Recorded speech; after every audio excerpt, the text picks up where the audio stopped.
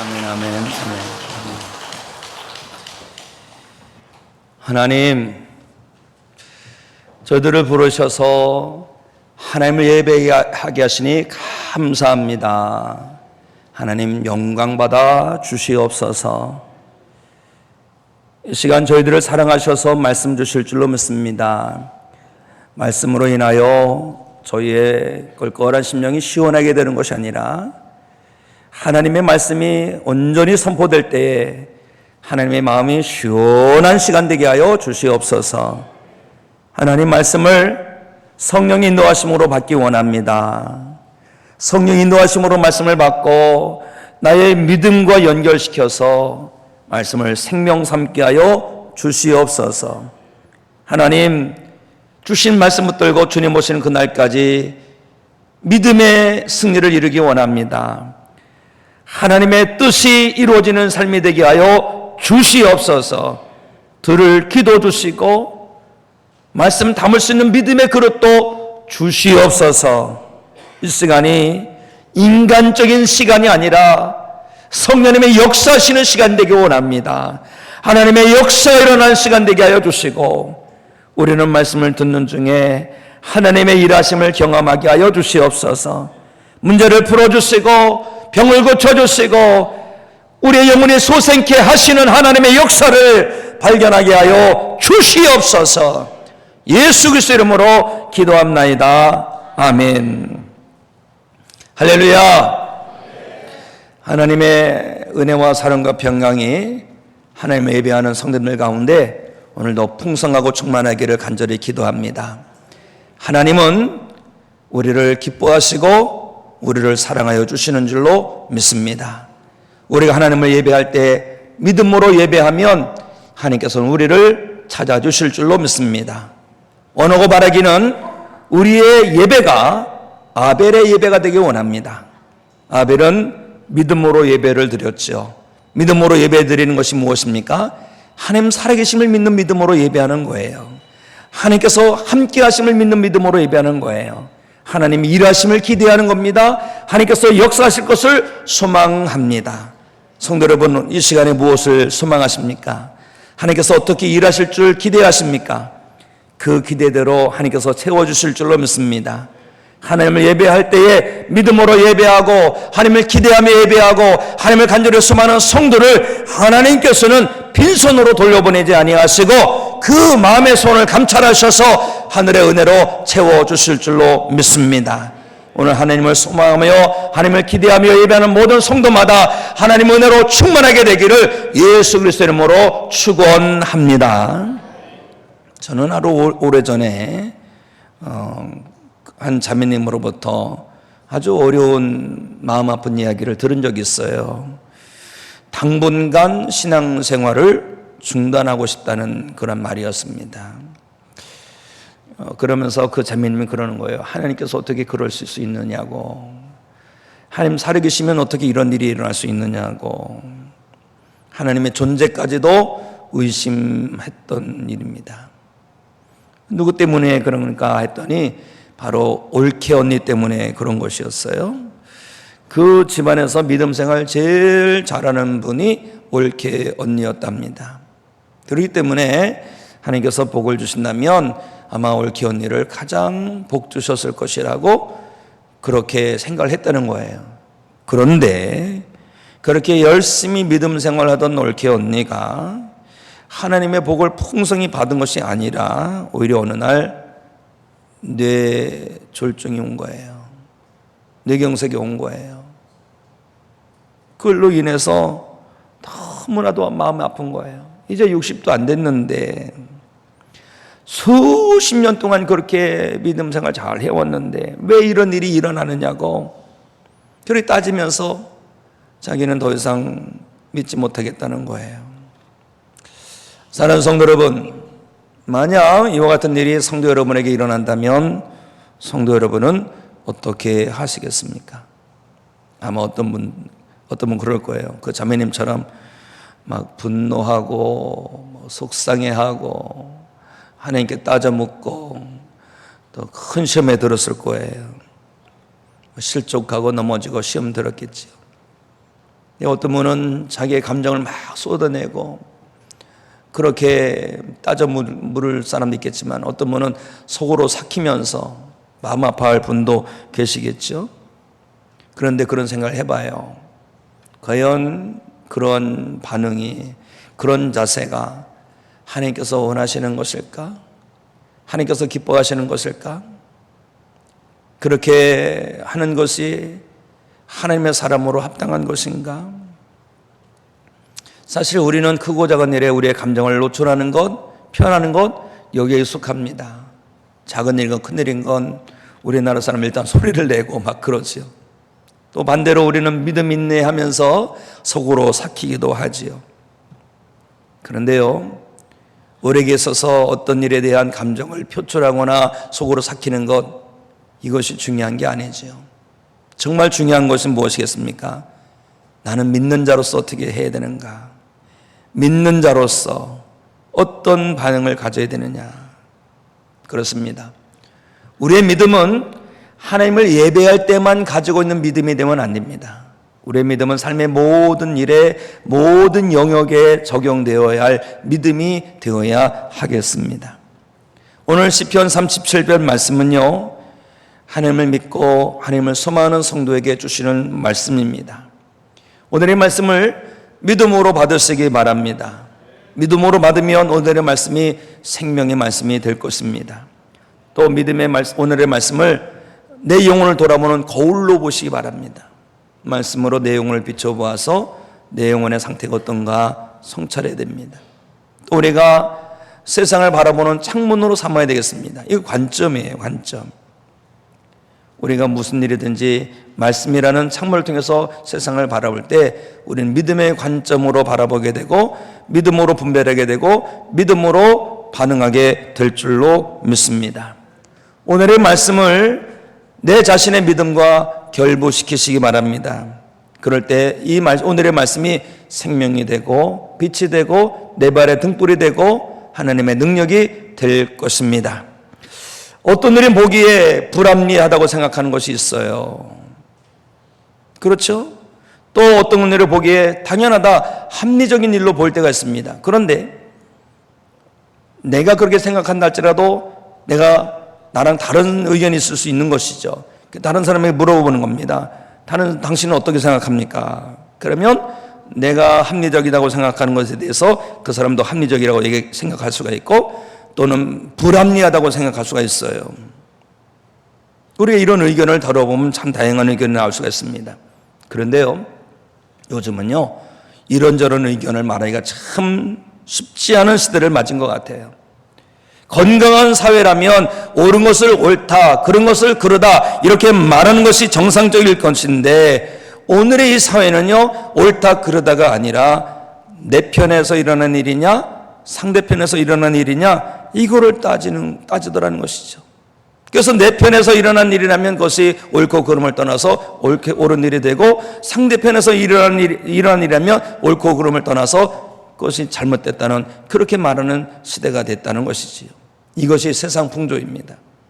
사랑하는 성도 여러분, 우리는 믿음으로 영의 눈을 열고 세상 풍조를 분별해내야 할 줄로 믿습니다. 우리가 믿는다 할지라도 세상 풍조 따르면 어떻게 되겠습니까? 지옥에 던져질 수밖에 없을 것입니다. 지금의 세상은요, 옳고 그름의 문제가 아니라 네 편을 따지는 그런 세상의 풍조입니다. 사랑하는 성도 여러분, 세상 풍조에 휩쓸리지 마시기 바랍니다. 우리는 세상 풍조에 휩쓸릴 것이 아니라 믿음의 줄을 붙들고 살아야 할 줄로 믿습니다. 믿음의 줄을 붙드는 것이 뭐겠어요? 하나님의 말씀을 붙드는 것입니다. 하나님께서 어떻게 말씀하시는가? 하나님의 말씀을 붙들고 하나님의 말씀으로 반응하여 하나님의 말씀 순종하여 살 때에 하나님께서는 우리 편이 되어주시고 하나님께서는 우리의 모든 것을 책임져 주실 줄로 믿습니다. 내 편 거기에 편성하지 마시고 오직 하나님 말씀에 굳게서는 믿음이 되시기 원합니다. 불합리하게 보이는 일 속상하겠지요. 시험들만 하겠지요. 그 일이 나와 상관없다면 그래도 괜찮을 텐데 나와 깊이 연관되어 있다면 더없이 마음이 아프고 힘들고 시험에 들 것입니다. 그런데 그 일이 악한 일이라면 불의한 일이라면 더더욱 그러겠지요. 그런데요, 하나님께서는요, 다윗의 입술을 통하여 우리에게 이렇게 말씀하고 계십니다. 자, 어떻게 말씀해 보실까요? 1절 말씀 우리 함께 했습니다. 시작. 악을 행하는 자들 때문에 불평하지 말며 불의를 행하는 자들을 시기하지 말지어다. 아멘. 사람은 감정의 존재입니다. 하나님께서 사람을 지으실 때 사람의 형상, 하나님의 형상을 따라서 지으셨는데 감정을 있게 지으셨어요. 그렇기 때문에 떨어지는 낙엽을 보면서도 시 한 편이 읊어지는 것 아니겠습니까? 그런데요, 하나님께서 만약에 감정을 없다면 기계적으로 움직일 것이죠. 그런데 하나님은 감정만 주신 것이 아니라 이성도 주셨어요. 그래서 우리가 어떤 일이 일어났을 때 감정대로 반응하는 것이 아니라 이성적으로 잘 판단해 봐야 됩니다. 합리적으로. 그러나 우리가 감정도 중요하고 이성적으로 헤아려 보는 것도 중요하지만 더 중요한 게 뭐겠어요? 더 중요한 것은 하나님의 말씀인 줄로 믿습니다. 하나님 말씀이 어떤 것이냐? 우리는 감정을 넘어서 이성을 넘어서 하나님 말씀, 그 말씀을 붙들고 순종하여 살아내는 하나님의 사람이 되어야 할 줄로 믿습니다. 믿음 좋은 분이 누구예요? 믿음 좋은 분. 믿음의 열린이 참 귀합니다. 헌신도 참 귀합니다.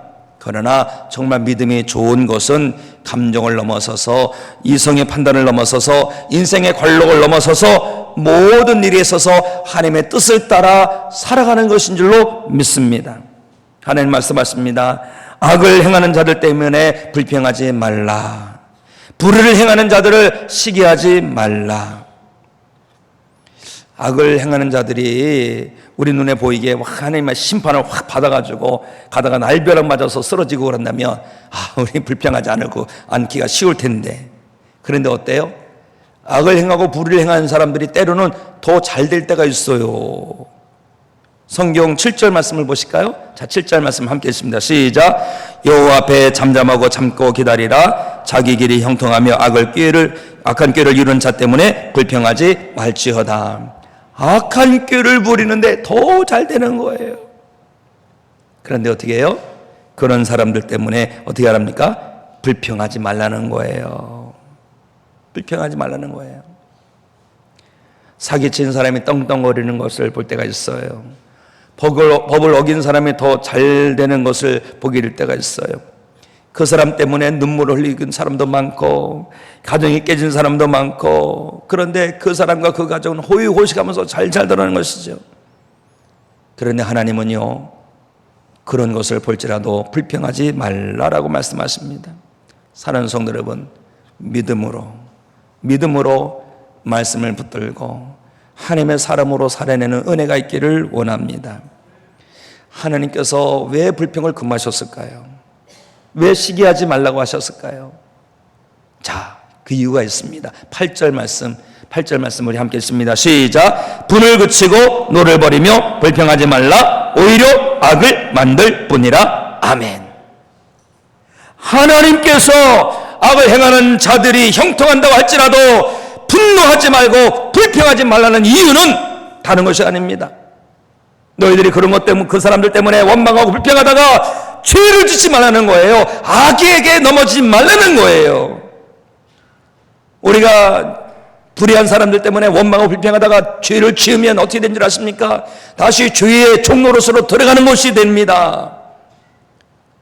하나님께서 이 세상을 창조하시고 다스리시는 통치의 원리가 무엇인지 아십니까? 통치 원리는 심는 대로 거두게 하시는 거예요. 자, 갈라디아서 6장 7절 말씀을 함께 읽습니다. 시작. 스스로 속이지 말라. 하나님은 없인 여김을 받지 아니하시나니 사람이 무엇으로 심든지 그대로 거두리라. 아멘. 우리가 불평하면 우리의 불평이 단순한 불평으로 끝나는 것이 아니에요. 내 입에서 나온 불평이 내 인생에 심어진 씨앗이 되는 거예요. 결국 불평의 열매를 내가 거두든지 내 자녀들이 거둘 수밖에 없는 것입니다. 그렇기 때문에 우리는 어떻게 됩니까? 불평을 중단해야 되는 거예요. 내가 걸어가는 인생길에서 아름다운 꽃씨를 뿌리면 그 길에 꽃이 핍니다. 꽃의 열매가 맺어져요. 그러나 아름답지 못한 씨를 뿌리면 내가 걸어가는 인생에 잡초가 무성하게 되는 거예요. 성도 여러분, 하나님께서는 성도 여러분을 사랑하십니다.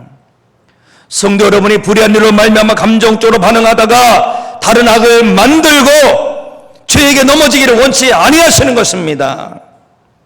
예수님께서 골고다 언덕에서 십자가에서 피 흘려 죽으신 이유가 무엇입니까? 우리를 올가매는 죄의 사슬을 끊어주시기 위해서 우리 예수님께서 십자가의 고난을 당하신 것 아닙니까? 우리는 이제 예수 그리스도 안에서 죄에서 자유함을 얻었습니다. 우리가 이 주님의 십자가 보혈로 얻은 이 자유함을 가지고 다시 원망하고 불평하다가 죄의 중노릇으로 들어가면 안 될 줄로 믿습니다. 불을 행하는 사람들이 잘 되는 것을 보면 우리 속이 뒤집어집니다.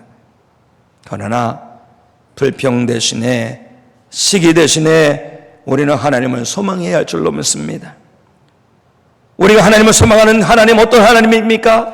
모든 것이 합니까? 선을 이루시는 분이 아니십니까? 그리고 우리는 불평의 마음이 일어나고 시기의 마음이 일어날 때 오늘의 말씀을 붙들고 마음을 잘 지키는 성도가 되기를 원합니다. 하나님은 우리에게 말씀하십니다. 내 속에서 불평이 일어나느냐? 시기가 일어나느냐? 그런 성도에게 주시는 첫 번째 말씀, 첫째 뭡니까? 하나님은 의뢰하고 선을 행하라는 말씀이에요. 자, 3절 말씀 함께 읽습니다. 시작. 여호와를 의뢰하고 선을 행하라. 땅에 머무는 동안 그의 성실을 먹을거리로 삼을지어다. 아멘. 악을 행하는 자들 때문에 불평하지 마시고 불을 행하는 자들을 시기하지 마시고 오히려 하나님을 의뢰하고 선을 행하여 하나님의 역사를 이루는 성도 되시기 바랍니다. 하나님을 의뢰한다는 것은요, 하나님과의 끊어진 관계를 연결한다는 거예요. 근데 끊어진 거 연결만 아니라 하나님께 나를 확 묶어드리는 거예요. 더 깊은 뜻으로 들어가면요, 내가 하나님 안으로 들어가는 거예요. 그래서 하나님 안에 온전히 연합을 하는 겁니다. 그런데 이 말씀은요, 그러려면 그러라 이것이 아니라 명령어라는 말씀을 꼭 기억하시기 바랍니다. 악인이 잘 되는 것으로 인하여 분노하지 말고 불평하지 말고 시기하지 말고 오히려 하나님께 나를 묻고 하나님과 연합하여서 하나님께 모든 것을 소망하며 나아가는 성도 되시기 바랍니다.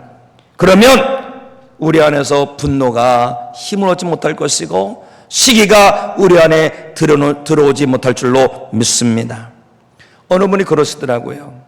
우리에게는 사랑할 시간도 부족하다. 사랑할 시간도 부족한데 서로 싸우고 다투며 시간 낭비하지 말라는 뜻이겠지요. 저는 장례를 참 많이 치러보았는데 장례 치를 때마다 그런 생각을 하게 됩니다. 인생이 생각보다 그리 길지 않구나. 물론 살 때는 영원히 살아야 되는 것처럼 살아야 됩니다만 우리가 이 땅에서 살아가는 날은요, 우리 생각보다 그리 길지 않습니다. 2절 말씀을 보면 악을 행하는 자들은 풀과 같이 속히 배임을 당할 것이며 푸른 채소같이 채잔할 것이라고 말씀하셨는데요, 악을 행하는 자들의 인생만 짧을까요? 그렇지 않지요. 우리 모두 다 인생이 짧은 것입니다. 그렇기 때문에 우리는 어떻게 됩니까? 에베소 5장 16절 말씀처럼 세월을 아껴 살아야 하는 것입니다. 그리고 베드로전서 4장 8절 말씀처럼 사랑하며 살아야 됩니다. 그것도 뜨겁게 사랑하며 살아야 할 줄로 믿습니다. 사랑하는 성도 여러분, 세상의 것에 나를 묶지 마시고 영원하신 하나님께 나를 묶은 성도가 되시기 바랍니다. 그리고 선한 일, 하나님 기뻐하신 일을 많이 감당하여 하나님의 기쁨이 되시는 성도 되시기 바랍니다. 그러면 우리는 원망과 시기로 인하여 넘어지지 않게 될 것입니다. 3절 하반절을 보면 땅에 머무는 동안 그의 성실을 먹을거리로 삼을지어다 라고 말씀하였습니다. 이것은요, 하나님의 성실하신 신실함을 붙들고 이 땅에서 살아야 한다는 것이지요. 하나님의 성실하신, 하나님의 신실하심은 뭡니까? 하나님은 약속을 이루신 분이라는 겁니다. 이 땅에 사는 동안에 하나님을, 신실한 하나님을 믿는 믿음으로 살면 이것은 하나님께 내가 하나님을 소망하는 것이고 이것은 하나님께 나를 묶는 것이죠. 그러면요, 하나님께서 내 안에 은혜의 역사를 이루시고 사랑의 역사를 이루시고 평강의 역사를 이루시는 것입니다. 성도 여러분, 하나님을 의뢰하십시오. 하나님께 나를 묶으십시오. 하나님 안으로 돌아가 하나님과 온전히 연합하십시오. 그리고 선을 행하십시오. 우리가 감당할 선은 하나님께서 우리를 통해 이루고자 하시는 사랑의 역사요 평화의 역사인 줄로 믿습니다. 오늘도 하나님을 예배하는 모든 성도마다 악인이 형통하는 세상 속에서 산다고 할지라도 하나님을 소망하며 하나님을 의뢰하고 나를 하나님께 묶은 가운데 시기와 불평을 다 물리치시고 하나님의 기쁨으로만 살아가는 성도 되시기를 주님의 이름으로 축복합니다. 우리 가운데서 불평이 일어나고 또 시기가 일어날 때 하나님께서는 두 번째로 우리에게 말씀해 주십니다. 뭡니까? 하나님을 기뻐하라는 것이에요. 자, 4절 말씀 우리 함께 읽도록 하겠습니다. 시작. 또 여호와를 기뻐하라. 그가 내 마음의 소원을 내게 이루어 주시리로다. 아멘. 하나님께서 우리에게 원하시는 것은요, 원망하고 불평하며 그리고 불행한 삶을 사는 게 절대 아닙니다. 하나님은 우리가 이 세상에 사는 동안에 행복하게 살기를 원하십니다. 천상명 시인의 고백처럼 하나님 행복하게 잘 살다 왔습니다. 이런 고백을 듣기 원하시는 것입니다. 그러시기 때문에 하나님께서는 우리를 사랑하셔서 독생자 예수 그리스도를 땅에 보내주신 것이고 예수님을 믿는 자마다 멸망하지 않고 영생을 얻게 하신 것이에요. 원하고 바라기는요, 하나님을 예배하는 모든 성님들은 하나님의 뜻대로 하나님 앞에서 행복하게 살다가 하나님 나라로 부름받아 가시게 되기를 주님의 이름으로 축복합니다. 그런데 우리가 이걸 알아야 돼요. 행복의 근원, 기쁨의 근원은요, 세상 것에 있는 게 아닙니다. 하나님께 있는 거예요. 하나님의 살아계심을 믿는 성도라면 하나님을 기뻐하는 것이 마땅한 줄로 믿습니다. 세상의 일들 중에는요, 우리 마음을 채울 만한 것이 없어요. 세상의 모든 것들은요, 목마른 사람에게 바닷물과 같아요. 배를 타고 먼 바다를 나가는데 마실 물이 떨어졌어요. 갈증이 타올라요. 그때 지천에 널린 게 바닷물이잖아요. 바닷물을 마시면 어떻게 될까요? 금방은 시원할 수 있을지 모르겠어요. 그런데 그것은 죽음을 자초하는 일입니다. 왜냐하면 소금물이 안에 들어가서 삼투압 작용으로 인해서 더 갈증이 심해지고요, 결국 탈수 현상으로 죽음에 이르게 된다는 것이지요. 사랑하는 성도 여러분, 하나님은 우리에게 생수의 근원이 됐습니다. 기쁨의 근원이 됐습니다. 그러므로 하나님으로 인하여 기뻐하며 행복한 삶으로 나가는 성도 되시기 바랍니다. 예레미야 선지자는요, 하나님의 택한 백성들이 기쁨의 근원 되신 하나님을 버리고 세상 것 붙든 것을 보면서 한탄하면서 이렇게 전합니다. 예레미야 2장 13절 말씀 우리 함께 읽습니다. 시작. 내 백성이 두 가지 악을 행하였나니 곧 그들이 생수의 근원되는 나를 버린 것과 스스로 웅덩이를 판 것인데 그것은 그물을 가두지 못할 터진 웅덩이들이니라. 아멘. 세상의 것들은 터진 웅덩이와 같다는 것입니다. 그러나 하나님은 어떻게 뭐가 되십니까? 생수의 근원이 되시는 거예요. 터진 웅덩이와 같은 세상 것으로 말미암아 기뻐하지 마시고 생수의 근원 되신 하나님으로 말미암아 기뻐하는 성도 되시기 바랍니다. 하나님은 약속해 주셨어요. 우리가 하나님을 기뻐하면 하나님은 우리의 소원을 들어주신다고 말씀하셨습니다. 이것을 우리가 꼭 마음에 새기고 하나님을 기뻐하길 원합니다. 그런데 이 순서가 바뀌면 안 돼요. 하나님, 내 소원을 들어주세요. 그러면 내가 하나님 기뻐하겠습니다. 이것이 아닙니다.